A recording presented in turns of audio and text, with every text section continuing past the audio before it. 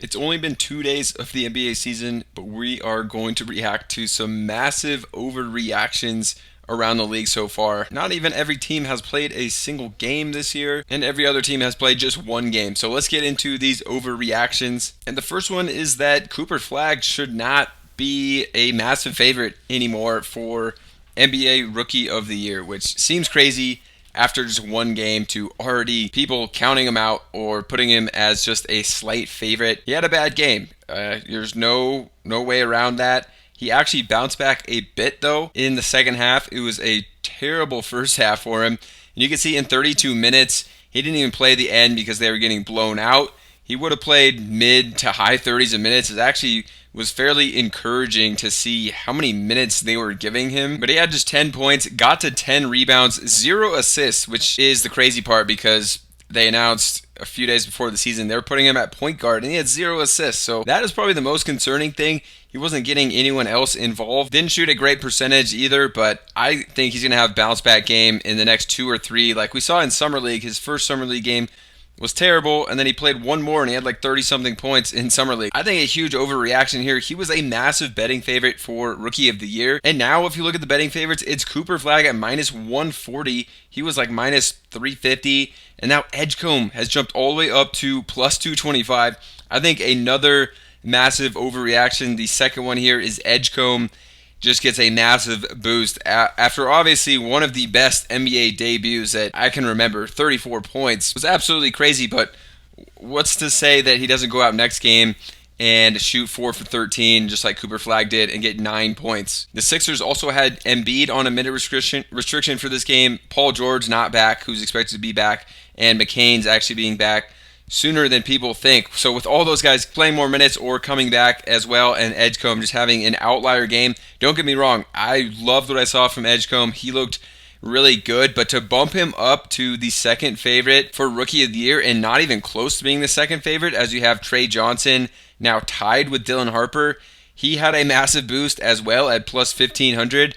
And then you got Ace Bailey bumped all the way down to plus 2,000, who was on a minutes restriction because he had an illness in the first game. I just think, especially in the betting market here for Rookie of the Year picks, some massive overreactions. I would have Ace Bailey at third, Edgecombe at second, but probably not plus 225, and Flagg still in the minus 200 to 300 range to win the award. I think just massive overreactions there. And then Dylan Harper also had a pretty good game.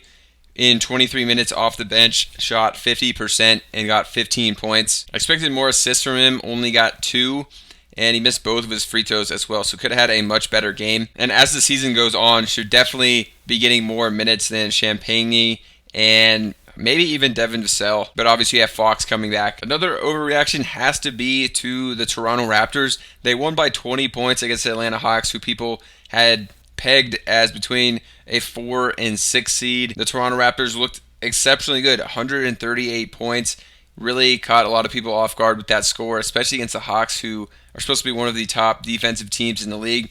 I think that after just one game, this isn't the Hawks team you're going to see all year, and definitely not the Raptors team you're going to see. And I do like the Raptors, and I've talked about their starting five that I really like, but they are just not a very deep team at all. And at some point this season, that's going to haunt them because you have injury-prone guys, and especially last year, you saw quickly Barnes and Barrett all miss a ton of games. And then you have Brandon Ingram, who has been extremely injury-prone in the past 2 or 3 years. But this starting five looks really nice. If they can stay healthy for a ton of games, if they can all play 65-plus games, I think Toronto definitely has a clear path to the play-in game, potentially a 6 seed, but I think that may be even tough for them, even if healthy, because you're looking at off the bench. Grady Dick was great. He's a great 6-man for them, but besides that, Jamal Shed, Agbaji, Mogbo, Battle, and Mamu, nothing to really get too excited about from like their 7th through 11th man on this team, and I think depth can definitely hurt them in the regular season, and obviously you need a deep team in the playoffs as well. So maybe a candidate to go out and trade for some more bench help if they start off the season pretty nice. I think an overreaction to the Celtics losing this game. They blew a big lead in the fourth quarter. As you can see, Sixers put up 42 in the fourth, while the Celtics only put up 30, so they're up 11 heading into the period. And you can see the third quarter, they outscored the Sixers by 17. So the Celtics definitely just got a little too comfortable out there, I would say. And then Jaylen Brown, I think, just didn't take enough shots in this game. 36 minutes, but only took 18 shots. I think he's got to be getting up 22 to 24 shots per night for this team, because outside of Brown and Derek White, they just don't have many scorers. Simons was not very good off the bench, only took 10 shots, and Pritchard was pretty inefficient. He's going to be hit or miss like this probably all season. But I was thinking the Celtics were looking pretty good in this game, especially in the third quarter, and then kind of got too comfortable and fell apart. Kata actually looked pretty good. Sam Hauser, if he's out there, he's got to be hitting his threes, was 2 of 6. And then their big men off the bench were really bad as well. All their big men off the bench shoot threes, but they were combined 0 for 7 between Garza, Tillman, and Boucher shooting threes off the bench. So the Celtics just did not shoot well at all as a team. You see 25% from 3, 11 of 43. They're going to be knocking down more threes than that, so I'm not worried about the Celtics. They're one of my picks in the offseason to be better than a lot of people think. People had him pegged for 40 to 42 wins. I could see him more like 45, 46. The Pistons lost to the Chicago Bulls.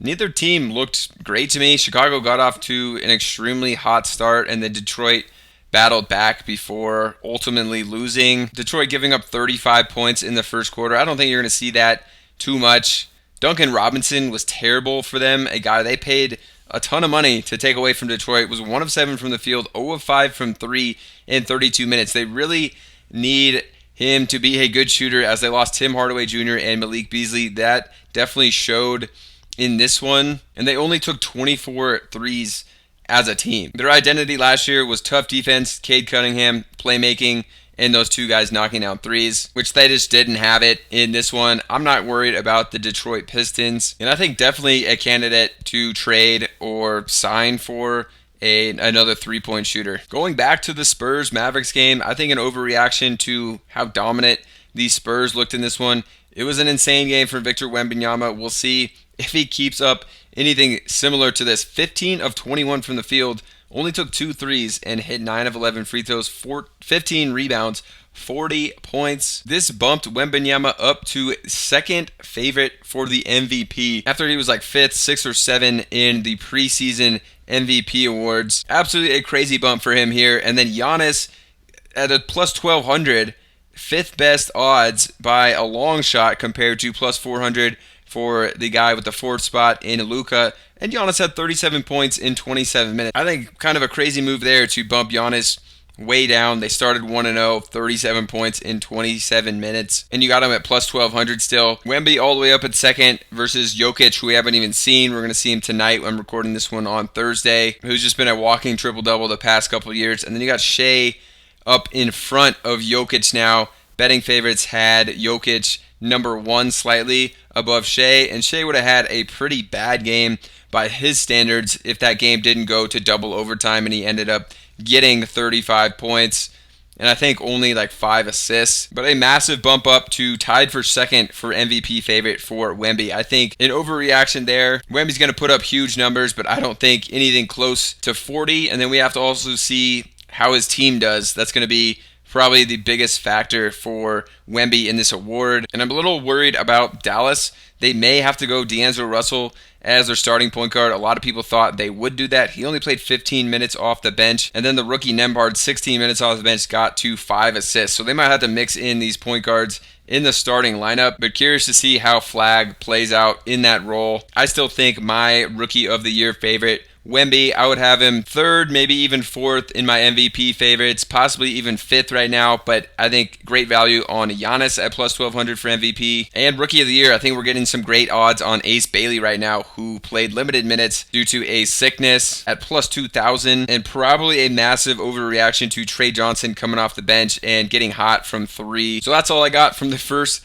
couple of days of the NBA season. Definitely an entertaining first 2 days of the NBA, overshadowed by all the gambling, betting scandals that they just brought to light. The FBI just arrested 30 people across multiple cases, so definitely overshadowing the start of the NBA season. But that's all the reactions I have from the beginning. Hope you enjoyed it. Subscribe to the channel. We'll see you guys in another one.